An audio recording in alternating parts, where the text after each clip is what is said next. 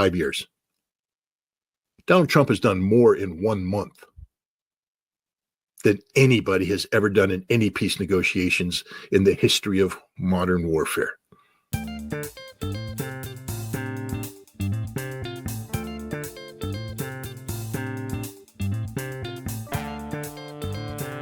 What did he say? I mean, I'm just going to break it down. This is as basic as this gets.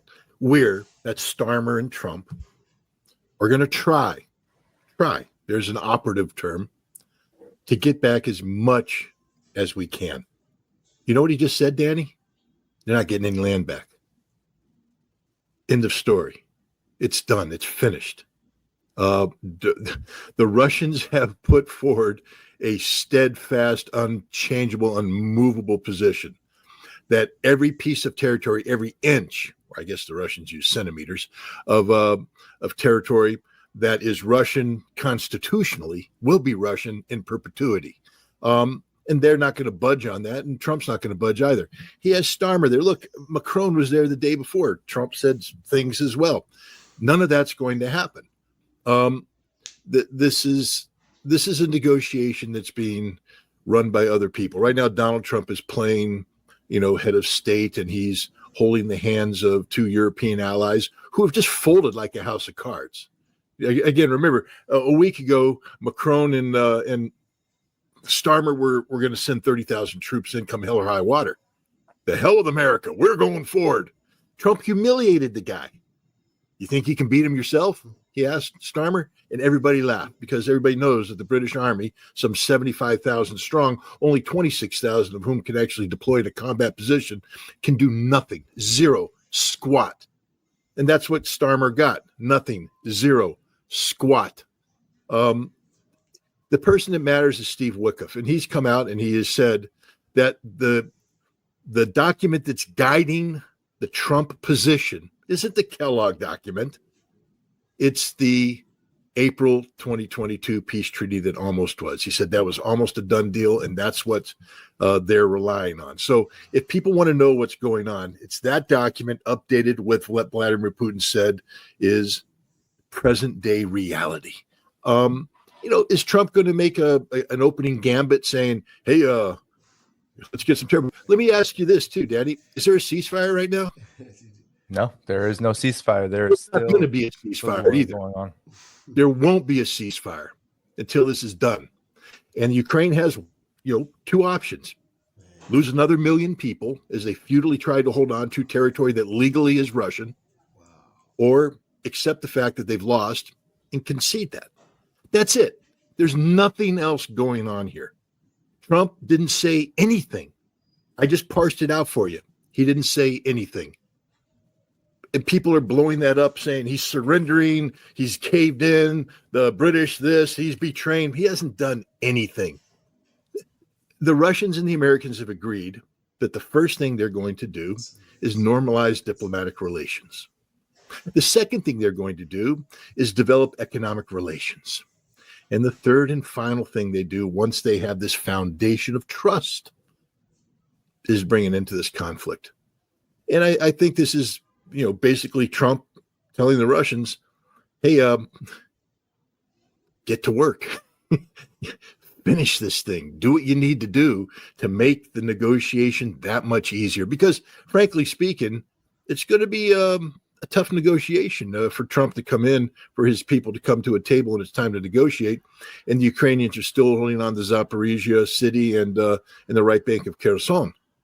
Because at that point in time, the Ukrainians are going, well, we didn't agree with the referendum. The Russian Constitution doesn't trump the Ukrainian Constitution. We still occupy this land. Why are we giving it up? And that's a tough that's a tough hoe to row. But I think what we're looking at right now though is desperation on the part of the Ukrainians. You see Zelensky now, Starmer, Macron coming over here trying to get Trump to move forward on this peace plan. Trump's not going anywhere on this peace plan. Not going anywhere on it. They're not even talking about it right now because he's going to let again, Putin said it's the 2022 Istanbul communique updated to present reality. And I think what Trump is saying is let's get the present reality sort of updated when we sit down. But that's it. I don't know why people are. I mean, I've just looked at the panic and I'll just bring up another thing. Vietnam. Paris peace talks began in 1968. They ended in January of 1973. 5 years. Donald Trump has done more in 1 month than anybody has ever done in any peace negotiations in the history of modern warfare. More in 1 month. He has resolved the most difficult issue out there, NATO. So what the hell are people talking about here? Where's the panic? Where's the uncertainty? Where's the betrayal? Where's this? Calm down, everybody. Donald Trump said he wants peace, and he's going to get peace, and it's going to be a real peace, not a fake peace, not a peace that's cobbled together rapidly to appease all the panickers on X, but a peace that lasts forever. In order to do that, you need things like security guarantees, not the kind that Starmer and Macron are talking about, but the innovative kind that Donald Trump's talking about. Economic-based security guarantees that ties the United States to Ukraine and to Russia simultaneously in a way that's economically beneficial for all parties involved. That's how you stop a war, not by putting European peacekeepers on the ground. So I think Donald Trump is just moving forward brilliantly on a pace that's realistic, on a very aggressive pace, and one that's going to see a lasting peace brought out. And there's no evidence out there that suggests that I'm wrong in my analysis. Everything actually supports what I'm saying. You mentioned this idea of history, seeing the United States be engaged in long peace talks. And when you mentioned the example of Vietnam, there wasn't very much peace during that process. Here, what do you have to say to those who are questioning why the arms and the aid to Ukraine continues even to this point where it seems like Trump has said that he wants peace, and one of the quickest ways to peace is to stop the flow of the weapons? First of all, we have to, I think, can we reach an agreement that Donald Trump is oftentimes inarticulate? Sure. And that when he speaks, sometimes his words become sort of a mumbo jumbo of ideas and concepts. So let's throw that there. So what I'm asking you to do right now, working with me, is throw away that entire statement for a second. And let's just talk reality. There's a budget right now that the House of Representatives, because last time I checked, the way the system works, I think the House has to pass a budget authorizing money to be expended to buy weapons. You know how much money is in that budget for Ukrainian weapons? How much? 0. So you know how many weapons Ukrainians are going to get in the next 6 months from the United States? 0, nothing. There's nothing in the pipelines. They're squeezing out what was already authorized. Much of that has had a hold put on it. What Donald Trump is saying in his word salad is that we've got $350 billion. I don't know the economics of the rare earth minerals, but that's a number he likes to throw out there. Some people dispute that number, but he says that's our security. And the other thing he's saying is that money, that 350, can open the door for Ukraine to buy weapons. They're going to pay for the weapons. Again, let's just go back to basics here. What's Donald Trump's fundamental thing here? We're done paying for the security of Ukraine. Are we in agreement on that? Are we? I mean, I think you should agree with me because that's where he's at. We, the United States of America, are done paying for Ukraine's weapons. We're finished. It's done. It's over. If Ukraine wants our weapons, and we have beautiful weapons, we have the best weapons in the world, and we can offer those weapons to them so that you have to pay for it. And the way you pay for it is through this deal. That's what he's talking about. He's talking about long-term security agreements. He's not talking about continuing to fund the Ukrainian army so they can continue to resist Russia, because we're not funding the Ukrainian army. We're done with funding. We dropped out of Ramstein. I just want to remind people of that. The primary vehicle for providing weapon support to Ukraine was the Ramstein contact group that we used to lead. Pete Hegseth went over there and turned it over to the British, and he said, "You're in charge. Europe is in charge. We're done. We're finished. We're not going to be arming Ukraine again." That's the reality. That's the facts on the ground. So let's stop making stuff up. Because you can take the word jumbo salad, but then you have to attach it to reality. There are no weapons going into Ukraine right now. There's no money for weapons. Congress hasn't allocated funding for weapons. So therefore, it's over. And that's, Trump is saying that, we're not going to leave Ukraine naked in any peace agreement. He's saying, and again, whatever Trump is saying today about the peace isn't going to happen. He has negotiators. The guy I trust more than anybody else is Steve Witkoff, because he's the guy that made this all happen. He's the guy that made it all about the economy. He's the guy in constant contact with Kirill Dmitriev, talking about the economic aspects of this. And he is positive. He is optimistic. He's the guy that I'm listening to when it comes to the details of this thing. There is no peace negotiation taking place right now. Everything Donald Trump is saying is just mumbo jumbo. There's no peace negotiation. The Russians have said the United States hasn't put anything on the table, and there have been no follow-on meetings. The meeting they had, I think today, in 6.5 hours in Istanbul, between the State Department and the Russian Foreign Ministry, was about the restoration of diplomatic relations, which is a prerequisite for any peace talks, because you have to have the connectivity between the Russians and Americans diplomatically before you can get into the complex business of having peace talks. So they're going to do this first. Meanwhile, today, the Russians slaughtered thousands of Ukrainians, captured more villages, dominant position, establishing fire control of the last main line of communication in the Kursk, and on and on and on and on and on. And the Ukrainians are in a panic. Zelensky, before he came over here, fired all of his generals, because they're not getting the job done. And I think people, here's where I think there's so many people out there that hate Donald Trump, despise Donald Trump, that they just want him to fail. And, I'm not going to use bad language on your show, Danny, because I respect you and I respect your audience, but you all can go to hell, to be honest. This isn't about loving Trump, but you're hypocrites in the extreme. You say you want peace.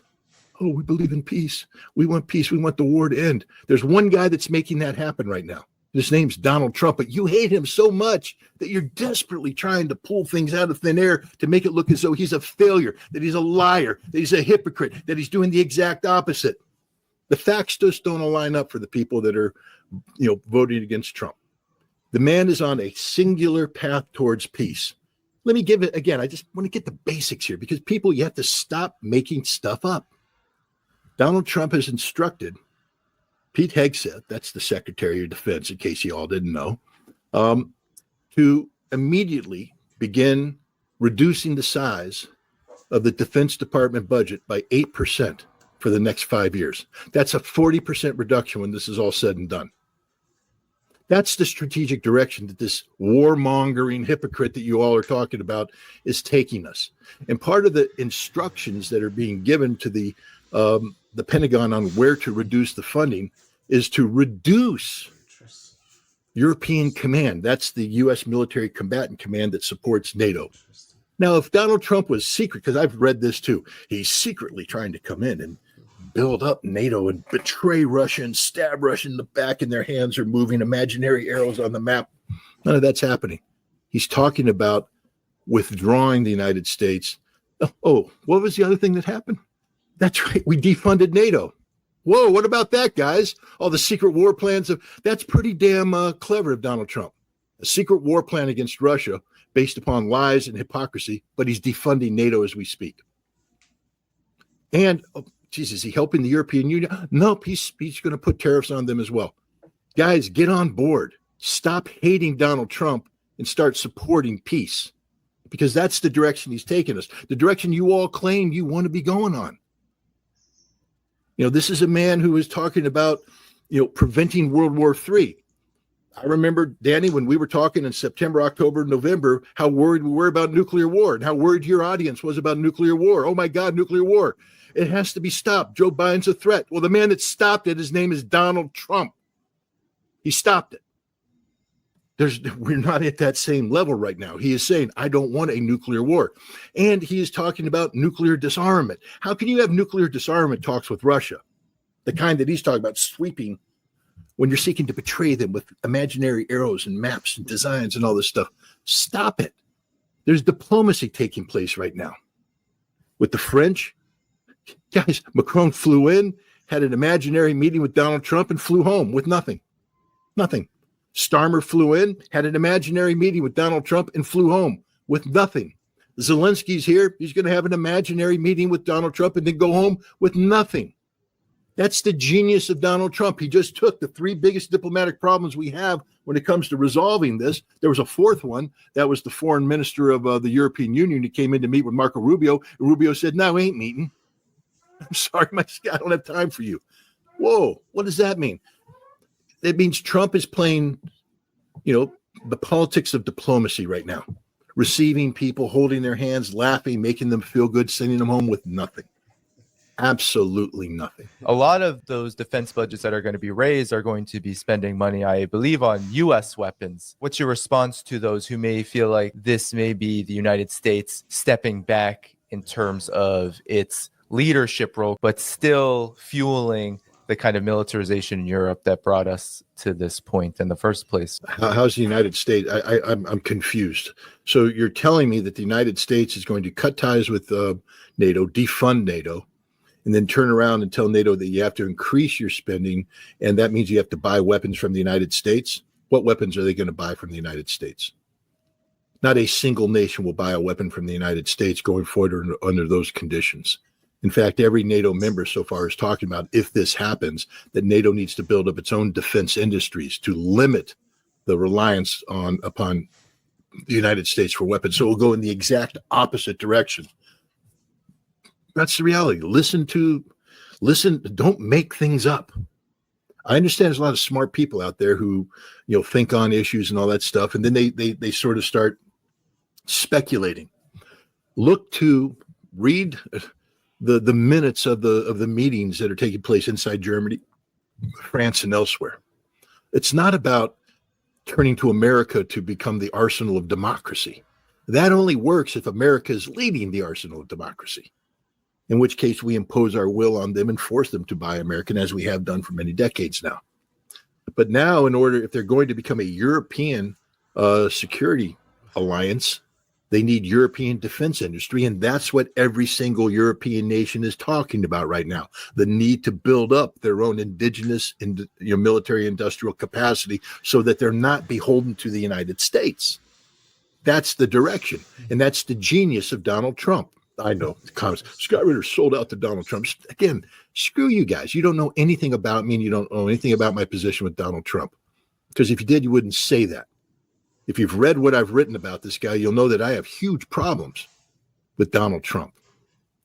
But on the issue of peace and preventing and stopping this war, you show me where I'm wrong. Stop saying I'm in love with Trump and show me where I'm factually wrong. And you can't, because I've done my homework. This is everything that's happening here is what has to happen. It's the only way it could happen. And what Trump has done is put Europe in a position where, again, I just ask people to reflect. How do you have peace?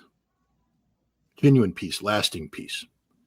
Do you have it by putting a bandage over the wound and pretending that the wound is healed, knowing full well that down the road they're going to take the bandage off, pick off the scab, and the wound's going to be festering there and just come right back at you? Or do you have to heal the wound? So if you want to have true peace in Europe, you can't. It's about solving the Ukrainian problem so it doesn't manifest itself again, and ending the cycle of animosity and adversarial relationship between Europe and Russia. Ending it. Donald Trump is not going to make good with the Russians and enter in trillion-dollar business deals about rare earth, mineral exploitation, while at the same time foisting a remilitarized Europe on Russia and getting those guys to fight each other. Do you understand how utterly ridiculous that sounds? But Donald Trump can't come in and dictate to Europe. Europe has to make that decision itself. And what's the best way to get somebody to realize something? Stop underwriting them and make them responsible. How do you get kids to balance their checkbook? Stop putting money in their account. And so at the end of the month, if they go, "Oh, mommy, daddy, I'm $200 shy," you go, "Oh God, here's $200. Oh wow, look, I balanced my bank account." No, you didn't. What you do is you say, I don't have any money for you. You got to learn to save. Well, where do we? I don't know. That's an adult decision. See, Europe has to become adult. And they're going to have to realize that, when Trump was saying you need to come up with 2%, that's because the U.S. was continuing to fund NATO fully, but we wanted you to come up. Now, if we're going to withdraw some of that, you got to take it up to 5%. But if we withdraw totally, you got to take it up to 15%, and none of them can do that. And so now Europe is going to have to look in the mirror and say, we can't afford to have an adversarial relationship with Russia. We can't afford it. And so maybe then they start imagining the world differently, a world where maybe they have peaceful coexistence with Russia. And they de-emphasize the military. They get into economic engagement. They solve their economic problems at home. And now Trump has created the potential for long-term peace and stability. And that's the strategic direction that we're heading. I keep trying to tell people we are in the midst of a revolution. The other thing that people keep coming up is, the deep state. The deep state is dead. Have you not been reading what's going on? It's dead. It's dying. It's been hunted down as we speak. 1 month in. 1 month in, guys. And look at what's happened. So, the deep state isn't, sitting there trying to pull the strings. The deep state's running right now. They're being arrested. They're shredding documents. They're panicking. They're resigning. They're unemployed. So this isn't some, fancy game being played by people. This is just a revolution in affairs. Trump is actually doing what he said he was going to do. He was going to break free of the paradigm of post-war American hegemony, which Trump said in the campaign, the greatest enemy to the United States of America is the United States of America. That the rules-based international order has to go. So, my God, he said it, and now he's in doing it, and people doubt him. He's doing what he said he was going to do. It's revolutionary, but nobody seems to be willing to accept this because, my God, if you did that, you might have to say Donald Trump's doing something good. And there's too many people programmed to be unable to even have that thought in their head.